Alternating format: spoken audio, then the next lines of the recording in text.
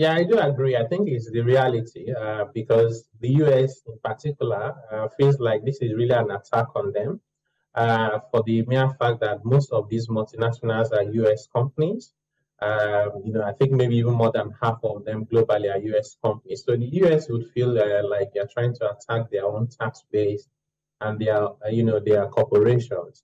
So that is the perspective from which the US is looking at it.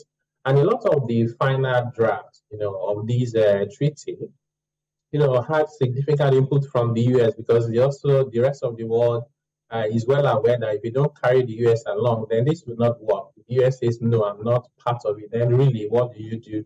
Because you can't extend your jurisdiction to another country to enforce, any rules. That's why you need a cooperation of countries to make this work.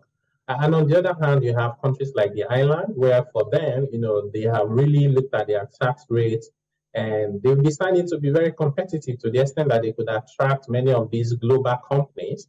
And then people then pressed on them to say, why are you attracting them to your country and they are putting their profits here and you're collecting a small portion of it, whereas they should have paid a lot more wherever they're supposed to pay those taxes. I wouldn't blame Ireland. They were doing what they thought was good for their economy. So, but then it means that these issues become complicated because how do you then bring everybody on board?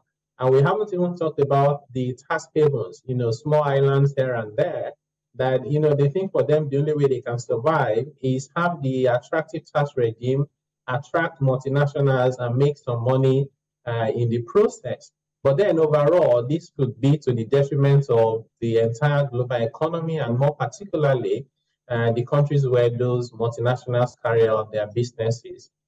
So, criticism, whether they could have done it differently, I'm not sure. I think it's really more about when you go into a negotiating table, you go with all your arsenal. So I don't think that the party you are discussing with has any obligation to ensure that they take care of you. That's your responsibility to do.